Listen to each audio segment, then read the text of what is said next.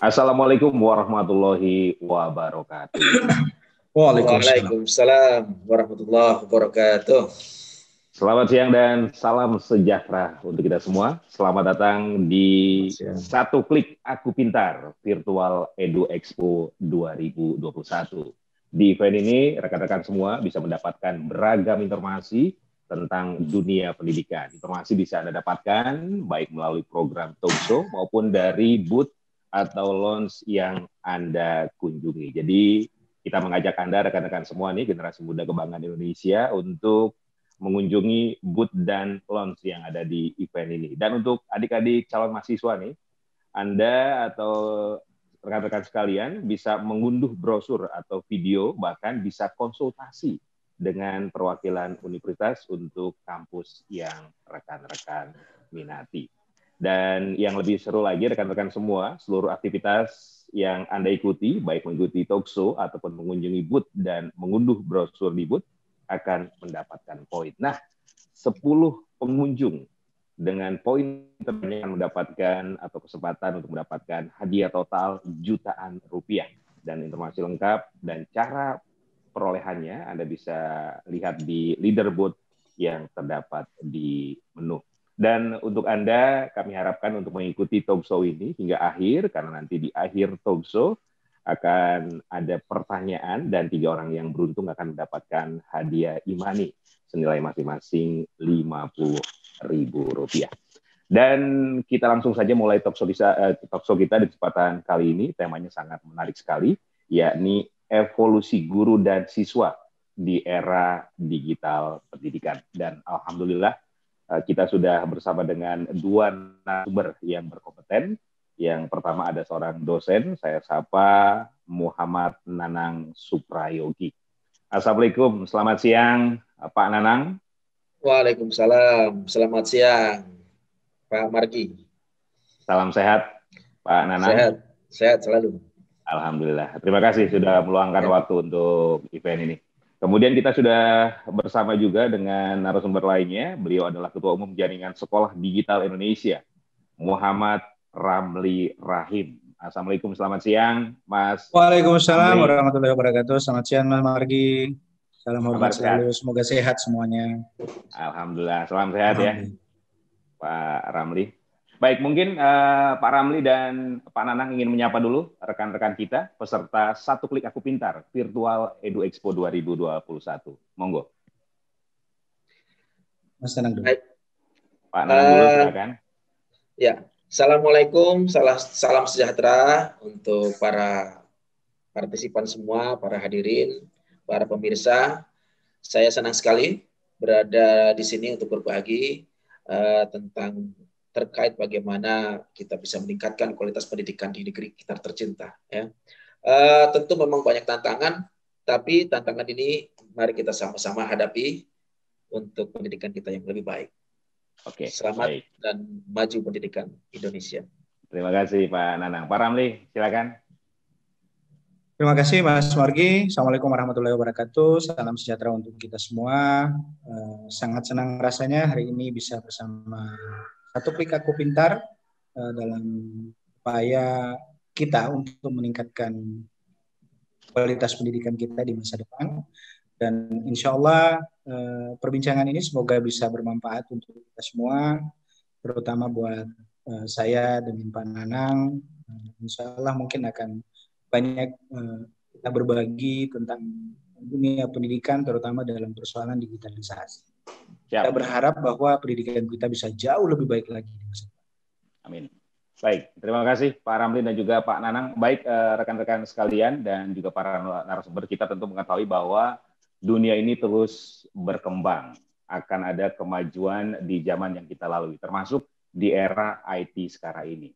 Dan tentu saja perkembangan zaman ini harus kita antisipasi. Kita harus beradaptasi dengan perkembangan zaman, termasuk di era digital sekarang ini. Dan perkembangan teknologi dan informasi juga merambah seluruh sektor, termasuk di sektor pendidikan. Nah, apa yang harus kita lakukan? Evolusi dan adaptasi apa yang harus kita lakukan di dunia pendidikan, terutama bagi para guru dan siswa? Kita akan bahas bersama 2 narasumber yang sudah bersama kita. Yang pertama saya ke Pak Nanang dulu, seorang dosen di perguruan tinggi. Nah, Pak Nanang, kalau kita bicara perkembangan zaman, perkembangan teknologi dan informasi, kira-kira inovasi seperti apa yang dibutuhkan terkait dengan perkembangan zaman, terlebih lagi khusus di tengah pandemi COVID-19 ini? Silakan Pak Nanang. Baik. Terima kasih Pak Margi. Ini pertanyaan yang sangat menarik ya. Saya akan mengawali dari cerita dulu sedikit ya.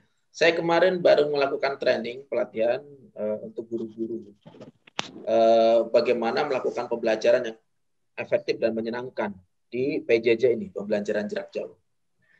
Jadi kepala sekolah telepon ke saya mengeluhkan bahwa terjadi penurunan semangat baik itu pada guru, pada siswa, penurunan kualitas belajar juga gitu.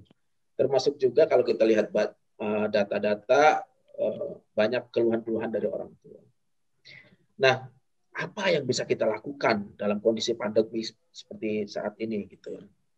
Akhirnya kita berdiskusi dan saya lontarkan bahwa sebetulnya kita punya aplikasi-aplikasi, ada aplikasi-aplikasi yang sebetulnya bisa dengan mudah ya dan juga ramah, murah dan menggugah untuk pembelajaran. Jadi saya sebutkan sebagai teknologi 4A. Biar mudah ya menghafalnya. Ramah, mudah, murah dan menggugah. Oke. Nah, jadi saya trainingkan kepada guru-guru sederhana saja. Misalnya yang seperti sekarang kita pakai ini, Zoom. Di Zoom ini ada fitur-fitur tertentu yang bisa membuat siswa kemudian menjadi engaging ya. Ada keterlibatan. Misalnya ada feature anotasi. Jadi guru bisa meminta siswa untuk memberikan anotasi, memberikan tanda-tanda tertentu di Zoom. Yang ini akhirnya membuat siswa tidak menjadi pasif saat belajar, tapi ada interaktif. Atau ada teknologi yang lain lagi, misalnya ini kebetulan karena memang sudah sangat umum ya, tapi mungkin ada guru-guru yang belum terbiasa. Misalnya ada fasilitas seperti Kahoot, ada Mentimeter, ada Padlet. Nah, yang seperti itu saya trainingkan ke guru-guru. Akhirnya guru-guru merasa, oh iya nih kita bisa menggunakan teknologi-teknologi yang seperti ini. Gitu. Dan itu sebenarnya mudah. Jadi sederhananya tadi, teknologi yang 4A. Ramah, mudah, murah, dan menggugah. Mungkin seperti itu, Pak Marki. Oke. Artinya kondisi pandemi ini jangan kita lihat sebagai hambatan, tapi justru sebagai tantangan ya, Pak Nanang ya? Ya, tepat sekali. Saya sangat setuju. Dari apa yang sudah saya latihkan, itu 2 jam, 3 jam ya, karena saya langsung meminta guru untuk praktek. Itu guru-guru akhirnya tergugah. Oh iya, ternyata ini saya bisa pakai ini, teknologi-teknologi yang sederhana dan sebetulnya sudah sangat jamak gitu. Tapi mereka mungkin belum tahu bagaimana caranya ya. Gitu. Jadi saya awali dulu dari pertanyaan sederhana yang itu saya juga langsung gunakan dengan teknologi aplikasi itu. Saya berikan pertanyaan. Coba sebutkan 5 kata yang menggambarkan kondisi PJJ, pelaksanaan PJJ saat ini. Baik yang dirasakan oleh Bapak Ibu. Jawaban yang paling banyak itu apa? Bosan. Ya, membosankan. Itu jawaban yang paling banyak. Itu real itu. Saya ambil dari situ. Bingung. Jenuh. Ya kan, capek gitu. Itu jawaban-jawaban yang real yang saya terima karena itu live ya, jadi langsung begitu guru itu menjawab itu langsung tampil di layar gitu. Nah, tapi ada juga jawaban seperti menantang, tantangan ya. Ada juga yang wow gitu. Nah, dari situ kemudian saya masuk bahwa ternyata ada aplikasi teknologi yang bisa membantu dalam proses pembelajaran PJJ ini. Ya. Yang akhirnya kemudian guru-guru mendapatkan inspirasi. Ya, oke, baik. Pak Nanang, kita selalu berharap bahwa jika ada kemajuan perkembangan zaman, ada kemajuan inovasi teknologi pendidikan, termasuk di dalamnya gitu kan. Kita selalu berharap ada manfaat atau ada nilai lebih yang bisa kita dapatkan dari kemajuan atau perkembangan yang kita lalui. Nah, kira-kira Pak Nanang bisa menggambarkan nggak di mana korelasi perkembangan inovasi dunia pendidikan di situasi sekarang ini dengan peningkatan kualitas guru dan juga peserta didik atau para siswa? Nah, ini memang challenge ya, tantangan untuk kita semua ya. Sebelum adanya pandemi, ini kita sebetulnya sudah dihadapkan pada tantangan tentang industri 4.0. Ya, jadi sekarang kita dihantam pada pada kondisi yang mirip lagi ya, maksudnya dalam bersamaan. Jadi kita sebetulnya sudah ada tantangan untuk memasuki industri 4.0, di mana penggunaan teknologi menjadi masif, termasuk juga pada bidang education. Maka muncullah education 4.0. Jadi tanpa adanya COVID, kita sebetulnya memang sudah harus mulai ya, bahkan melakukan percepatan dalam penggunaan teknologi dalam bidang pendidikan, education 4.0. Ditambah lagi kemudian ada COVID yang kemudian tadinya percepatan penggunaan teknologi itu mungkin dalam speed misalnya 5 atau 6, begitu ada COVID, maka mau tidak mau speednya harus langsung kita naikkan ke 9 dan bahkan 10 gitu, karena betul-betul tidak ada pembelajaran tatap muka. Plus satu lagi, kita tuh punya kondisi bahwa anak-anak didik kita itu adalah anak-anak milenial. Oke. Ya, anak-anak milenial ini kan anak-anak yang sudah lahir dengan teknologi gitu ya, berbarengan dengan kemajuan teknologi. Kalau disebut dalam istilah itu adalah digital natives.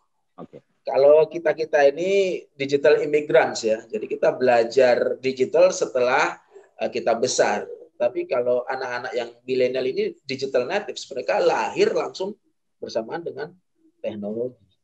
Nah, maka kondisi education 4.0, COVID yang sekarang ini, dan juga anak-anak yang sekarang milenial, memaksa kita, mau tidak mau, harus betul-betul segera menerapkan, mengimplementasikan teknologi dalam pendidikan. Dan ini diharapkan bisa mengakselerasi percepatan kualitas pendidikan kita. Kalau saya compare ya dengan pengalaman saya dulu kebetulan kuliah di Belgia, di Eropa, S3 Psikologi Pendidikan. Riset saya itu tentang kualitas pendidikan di negeri tercinta. Saya melihat dari studi literatur bahwa memang kualitas pembelajaran kita, kualitas pembelajaran di Indonesia masih sangat perlu ditingkatkan. Ya. Nah, salah satu yang bisa membantu untuk melakukan percepatannya adalah dengan penerapan teknologi.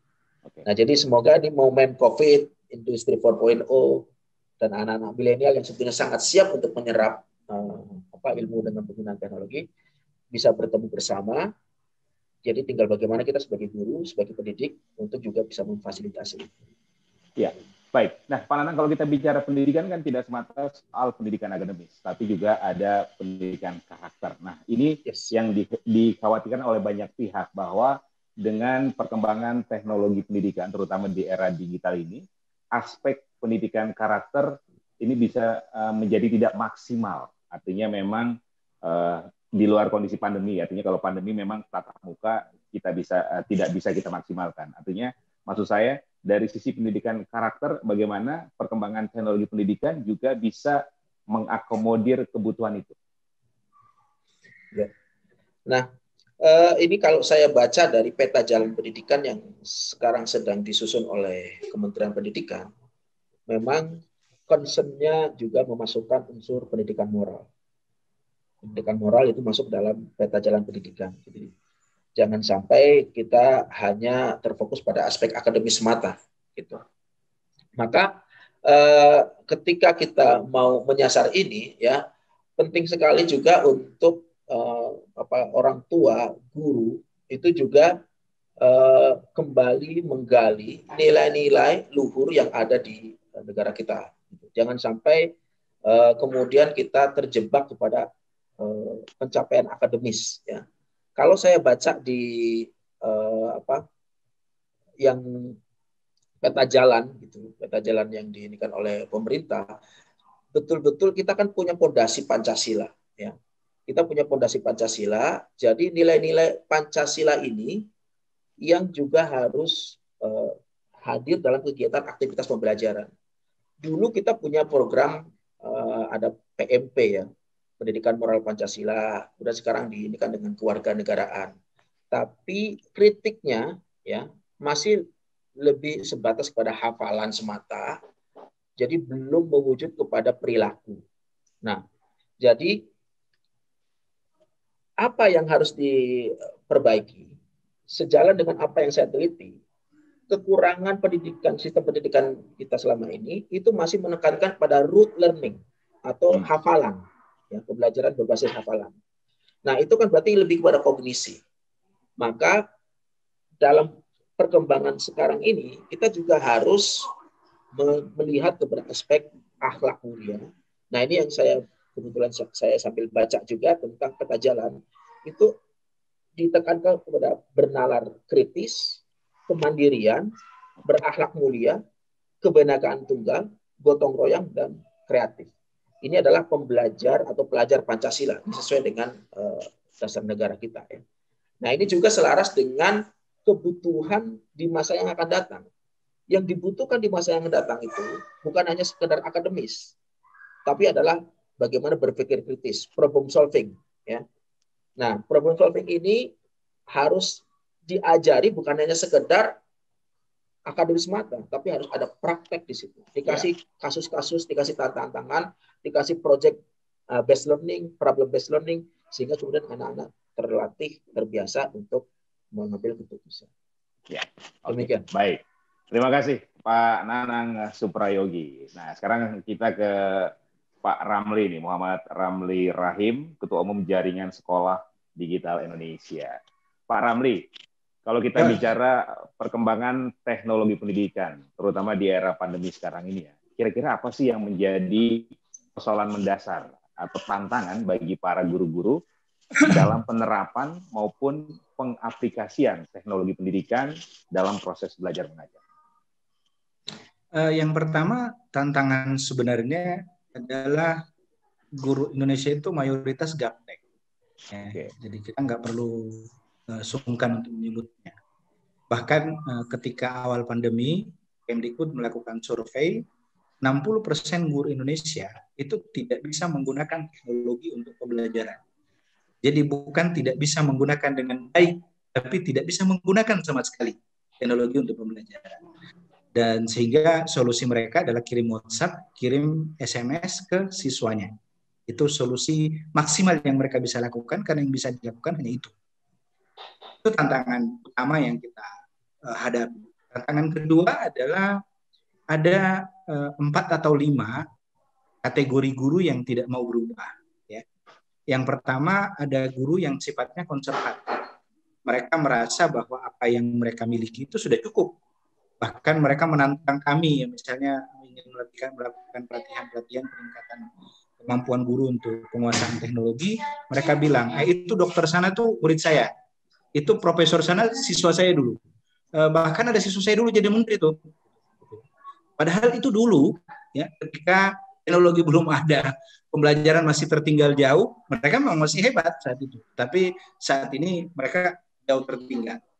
Nah, Bapak Ibu, yang kedua, guru yang pesimis. Ya, guru pesimis itu, waduh, saya harus bikin komik pembelajaran, buka laptop saja susah gitu. Jadi mereka mau punya keinginan sebenarnya, tapi sudah kalah duluan. Gitu. Belum belajar sudah kalah, belum belajar sudah tidak bisa lagi berkembang. Ada kategori guru yang sifatnya pesimis seperti itu. Kemudian ada guru yang kategorinya malas, ya. Memang dasarnya malas, tidak pesimis juga, bukan juga konservatif, tapi mereka malas. Kemudian ada guru yang guru malas ini merasa bahwa dia baik atau tidak baik sama aja, ya. Kawan gurunya sebelah dapat terima gaji sekian, saya juga sekian.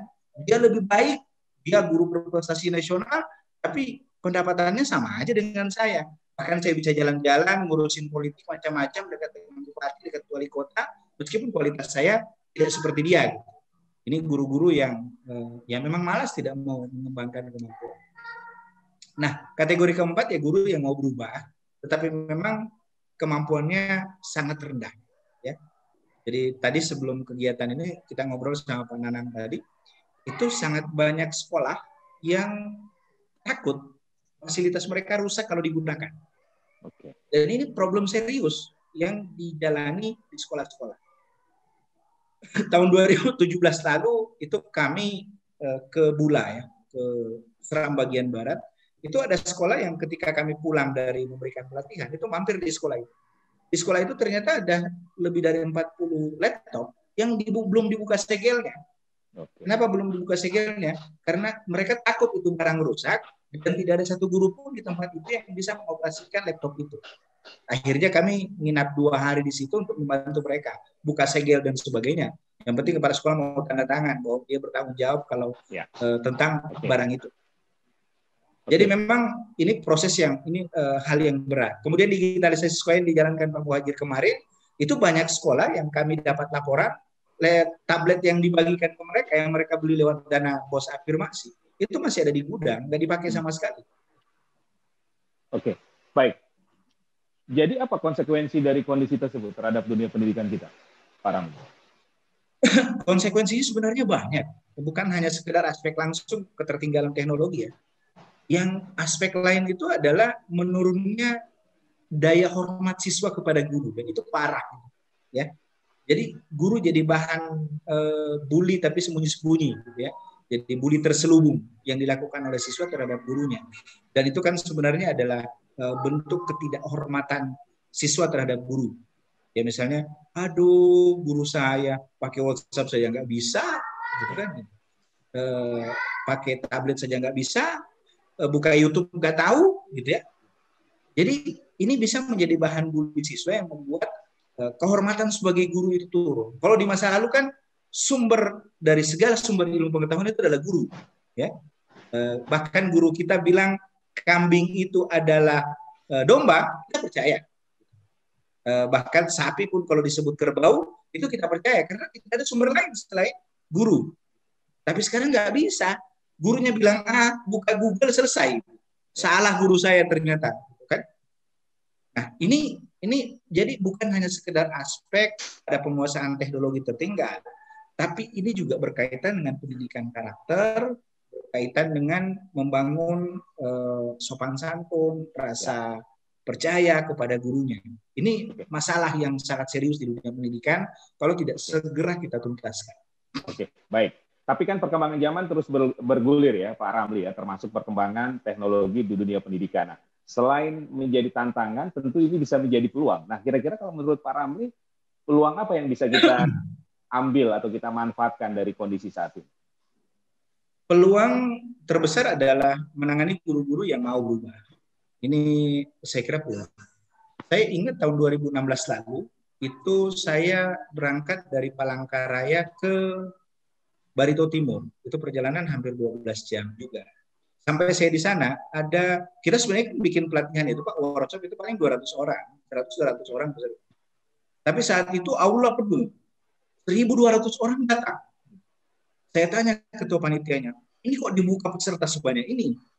Mereka cerita kalau ternyata guru-guru ini seumur mereka jadi guru, sejak mereka prajabatan, ya tidak pernah dapat pelatihan satu kali pun. Itu pelatihan kedua yang kami berikan ke mereka. Nah, ini peluang karena mereka sebenarnya punya keinginan untuk berubah, keinginan menjadi lebih baik, tapi tidak terfasilitasi. Nah, ini yang kami kerjakan mulai dari 2016, 17, 18, 19 sampai 2020. IGI itu sudah melatih 2,5 juta guru sebagai peserta ya. Maksudnya sebagai peserta itu ada guru yang 2 kali dilatih, ada yang 3 kali, ada yang 5 kali, ada yang 10 kali. Jadi peluangnya saya kira seperti itu. Peluang sangat besar di dunia pendidikan. Oke, dan itu harus kita maksimalkan ya, Pak Ramli ya. Ya. Baik, terima kasih Pak Ramli. Saya ke Pak Nanang lagi nih. Nah, Pak Nanang, bagaimana caranya guru dan siswa itu bisa beradaptasi dengan baik di era digital sekarang? Ya. Untuk guru-guru pasti perlu ada training ya, pelatihan. Tapi yang paling utama adalah tadi yang sebagaimana disinggung oleh Pak Ramli, itu adalah mindset dulu, mindset guru ya. Jadi dia harus punya open-minded, harus terbuka otaknya. Sebanyak apapun training yang diberikan, kalau seandainya otaknya itu masih tertutup, maka tidak akan bisa masuk ya. Jadi open mind, kemudian willingness to change, ya kan? ada kemauan pada dirinya untuk berubah gitu. Nah, ini yang seperti ini harus disentuh ya, disentuh oleh leader-leader yang bisa memberikan contoh. Maka penting juga kepala sekolah itu menjadi teladan-teladan ya, guru-guru senior-senior itu harus bisa diberikan ruang ya untuk menjadi teladan agar mereka memberikan contoh, agar mereka open mind, willingness to change-nya itu ada. Nah, kemudian untuk anak-anaknya, nah ini sebetulnya kan kita itu menghadapi anak-anak yang milenial. Ya. Anak-anak milenial itu kan yang serba instan. Tadi sumber informasinya itu sudah sangat banyak. Bahkan dalam satu atau banyak hal itu anak jauh lebih mengerti daripada guru. Ya. Karena informasi itu bisa dengan mudah didapat. Misalnya saya mengajar tentang sejarah gitu, kemenangan misalnya Perang Dunia II. Mungkin si anak itu sudah jauh lebih banyak pengetahuannya tentang sejarah itu karena dia membaca, menonton video dan macam-macam. Maka kita sebagai guru menantang anak-anak kita. Jadi saya suka dengan menerapkan inovatif teaching strategies. Oke. Ya. Jadi pembelajaran, strategi pembelajaran yang inovatif. Jadi saya memberikan challenge kepada anak untuk coba bikin digital content. Misalnya saya mengajar tentang sejarah. Sejarah tentang Perang Dunia II. Kamu bikin digital content tentang sejarah itu, atau bikin meme, atau bikin itu. Jadi yang seperti itu membuat anak menjadi tertantang. Oke, nah ini pertanyaan lanjutannya ya. Ini sudah disinggung juga oleh Pak Nanang tadi. Bagaimana kita memanfaatkan perkembangan IT ini untuk menciptakan sebuah kondisi atau sebuah situasi pembelajaran yang mengasihkan, yang menyenangkan, sehingga bisa menghasilkan peserta didik yang bermutu dan berprestasi. Baik, ini challenging ya. Jadi kalau kita analogikan dengan games, kenapa anak kalau main game bisa bertahan lama? Ya. Karena di situ ada apa? Ada interaksi, ada tantangan. Kalau mendapat ini bisa mengalahkan musuh, bintangnya naik, dapat koin, dapat ini. Nah, yang itu kemudian membuat si anak terus-menerus ya, kayak semacam ditarik ya, emosinya, ditarik pikirannya, strateginya supaya bisa mengalahkan tantangan yang ada di game itu. Akhirnya dia bisa berlama-lama betah gitu. Nah, jadi sebetulnya kita bisa menggunakan analogi games ini pada pembelajaran. Jadi kita bisa menantang anak untuk menciptakan, untuk membuat pembelajaran. Jadi kita sebagai guru tidak lagi mendeliver konten, ya, tapi kita menjadi fasilitator, ya, mengarahkan. Ini ada pembelajaran misalnya tentang fotosintesis. Nah, kita minta anak untuk membuat project ya, project based learning, problem based learning, dibuat dalam kelompok-kelompok tertentu, ada yang mungkin membuat video, ada yang mungkin membuat presentasi, ada yang ini. Nah, yang seperti itu kemudian kita kasih kesempatan anak kelompok lain untuk memberikan feedback juga dan memberikan bintang. Semakin banyak bintang yang dia peroleh, maka akan menaikkan leverage dia. Jadi kita mainkan seperti ala game yang seperti itu, yang akhirnya si anak menjadi tertantang, menarik, kemudian dia pengen achieve better than others gitu. Nah, yang seperti itulah yang kita ciptakan di ruang kelas gitu pembelajaran. Oke, baik. Terima kasih Pak Nanang. Saya ke Pak Ramli lagi nih. Pak Ramli, kalau kita bicara sekolah tatap muka, jauh sebelum pandemi dan jauh sebelum ada perkembangan teknologi pendidikan, tentu guru punya waktu dan ruang yang cukup untuk mengawasi para peserta didik atau siswanya, minimal ketika mereka berada di sekolah. Nah, di era digital sekarang ini, menurut Pak Ramli, bagaimana para guru, para pendidik itu mengawasi dan mengontrol para peserta didik? Ya memang ada kesulitan tersendiri ya, karena siswanya di mana, gurunya di mana. Ini memang jadi masalah. Nah, yang perlu dilakukan untuk mengontrol semua itu adalah komunikasi antara orang tua dengan siswa, orang tua dengan guru. Jadi gurunya itu mesti betul-betul secara rigid gitu memastikan bahwa orang tua itu punya kontrol terhadap siswa. Dan sebenarnya ada satu sisi positif pandemi COVID-19 ini, membuat komunikasi antara guru dengan orang tua itu berjalan dengan baik. dan karena terpaksa berkomunikasi. Dan ini saya kira sesuatu yang baik karena komunikasi itu membuat orang tua juga jadi tahu, oh ternyata anak saya selama ini sudah punya Facebook ya, ternyata anak saya selama ini sudah punya teman sekian gitu.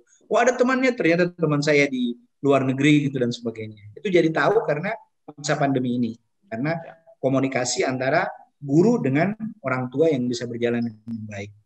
Kalau seperti anak saya misalnya di rumah, itu anak SD, itu saya membatasi mereka hanya menggunakan handphone di hari Minggu. Tetapi kan belajarnya bukan hari Minggu. Oke. Jadi Sabtu, Senin sampai Jumat gitu belajar. Sehingga mereka juga punya ruang hanya pada saat waktu itu mereka diberikan kesempatan itu. Dan ibunya sering buka-buka device-nya, alat-alatnya dibuka, apa sih yang dibuka dan seterusnya. Apa yang sudah diajarkan gurunya saat itu. Jadi komunikasi itu bisa berjalan. Saya kira kalau mengembangkan sesuatu di era pandemi ini justru sangat baik. Kalau tadi Pak Nanang tadi menyampaikan bahwa kalau misalnya speed-nya tadi di masa biasa itu 6, kemudian di masa pandemi turun, kalau kami mungkin merasakan sebaliknya, Pak. Justru di era pandemi ini peningkatan penggunaan teknologi itu semakin meningkat karena orang dipaksa menggunakan. Jadi teknologi itu akan semakin digunakan, software semakin dicari, kemudian media-media pembelajaran itu banyak diunggah justru pada saat di masa pandemi ini. Oke. Baik, terima kasih Pak Ramli. Ini pertanyaan terakhir Pak Ramli ya, sama seperti Pak Nanang. Apa yang harus dilakukan oleh para guru kalangan pendidik untuk menciptakan suasana belajar yang menyenangkan di era teknologi pendidikan, terutama di situasi pandemi seperti sekarang ini? Kira-kira teknologi pendidikan seperti apa yang bisa diaplikasikan untuk menciptakan suasana tadi? Atau mungkin Pak Ramli punya beberapa rekomendasi tentang platform pendidikan atau ragam teknologi yang bisa diaplikasikan? Jauh sebelum pandemi, sebenarnya kami di Ikatan Guru Indonesia itu sudah berupaya memaksimalkan teknologi untuk pembelajaran. Jadi tadi Pak Nanang membahas soal game. Di Ikatan Guru Indonesia itu kita melatih guru bagaimana mereka bisa membuat game pembelajaran. Di IG itu namanya Satu Guru Satu Game Pembelajaran, Sagu Sagame. Kemudian bagaimana komik itu bisa digunakan untuk pembelajaran. Kenapa komik itu dibuat oleh guru? Karena kalau dibuat oleh orang lain, model interaksinya itu tidak jalan. Kalau guru sendiri yang bikin, itu kemudian yang jadi tokoh di dalam komik-komik sang guru, itu adalah siswa-siswa mereka sendiri. Jadi banyak kejadian-kejadian lucu yang nyambung dengan kondisi-kondisi mereka. Kemudian bisa jadi sang guru bersangkutan melatihkan pembuatan komik itu ke siswanya, sehingga tadi misalnya bahas fotosintesis. Ya. Fotosintesis itu besok ya, kalian silahkan bikin komik sendiri, kalian bikin video sendiri, kalian bikin video skrip sendiri. Itu kalau gurunya sudah mapan. Dan itu di IG ada lebih dari 100 jenis pelatihan yang kita sudah model dengan model seperti itu. Misalnya bagaimana sistem penilaian itu bisa mudah dan sebagainya. Kenapa kami berpindah kepada guru yang dilatih? Karena kami berpikir harus ada penyatuan antara kemampuan teknologi dengan kemampuan penguasaan materi. Ya, supaya disambungkan oleh gurunya dan bisa dikondisikan secara lokal. Misalnya ya kalau dibahas soal kantor bupati misalnya yang ditampilkan, mereka langsung ngeh dengan kantor bupati. Beda kalau misalnya kantornya Donald Trump yang ditampilkan gitu kan, mereka berapa ini apa gitu. Tapi kalau kantor bupati mereka misalnya itu seperti itu.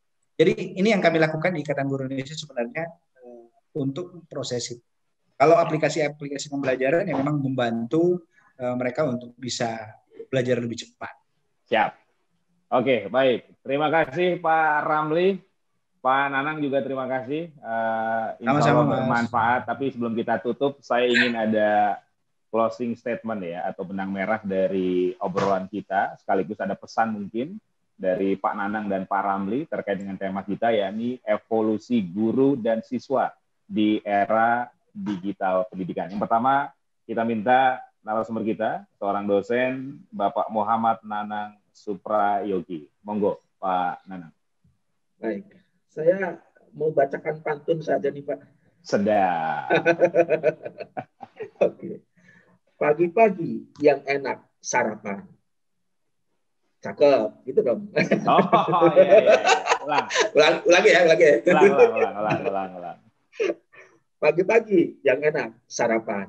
Cakep. Oke. Hadirnya teknologi untuk meningkatkan kualitas pendidikan. Sedap. Nah, begitu Pak. Jadi jangan ragu dengan penggunaan teknologi karena itu justru akan meningkatkan kualitas pendidikan. Siap, mantap. Terima kasih Pak Nanang. Terakhir, kita ingin ada closing statement dan benang merah serta pesan dari Ketua Umum Jaringan Sekolah Digital Indonesia, Muhammad Ramli Rahim. Ya, terima kasih Mas Margi. Perubahan itu adalah sebuah keniscayaan. Jadi jangan pernah merasa bahwa apa yang kita miliki hari ini adalah sesuatu yang sudah sempurna. Kami berprinsip bahwa jangan pernah mengajar kalau tidak belajar, karena perubahan itu terus-menerus terjadi. Memang kita sadar betul teknologi tidak akan pernah menggantikan guru. Guru yang tidak memahami teknologi lambat laun akan ditinggalkan oleh guru-guru yang memiliki penguasaan baik terhadap teknologi. Ayo terus berubah, pendidikan kita bisa lebih baik. Amin. Baik. Pak Ramli, terima kasih. Pak Nanang juga terima kasih. Semoga bermanfaat dan perkembangan teknologi, terutama di dunia pendidikan, tentu menjadi tantangan dan juga peluang yang bisa kita maksimalkan. Sekali lagi terima kasih Pak Nanang dan juga Pak Ramli. Terima kasih Pak Nanang. Insya Allah sehat kita selalu bisa jumpa lagi dalam kesempatan ya. Mas Margi. Selamat siang. Assalamualaikum. Waalaikumsalam warahmatullahi wabarakatuh. Demikian rekan-rekan peserta talkshow kita, bincang-bincang kita bersama dua narasumber, ada Pak Muhammad Nanang Suprayogi, seorang dosen perguruan tinggi, dan juga ada Pak Muhammad Ramli Rahim. Beliau adalah Ketua Umum Jaringan Sekolah Digital Indonesia. Kita berbincang tentang evolusi guru dan siswa di era digital pendidikan. Semoga bermanfaat dan saya ingatkan sekali lagi untuk rekan-rekan peserta ya, generasi muda kebanggaan Indonesia, jangan lupa untuk mengunjungi booth dan launch yang ada di event Satu Klik Aku Pintar Virtual Edu Expo 2021. Saya Margi Salim mengucapkan terima kasih atas perhatian dan kebersamaan Anda. Insya Allah kita jumpa lagi ya di momen-momen berikutnya. Sekali lagi semoga bermanfaat. Mohon maaf apabila ada hilaf dan salah. Selamat siang. Wassalamualaikum warahmatullahi wabarakatuh. Waalaikumsalam warahmatullahi wabarakatuh.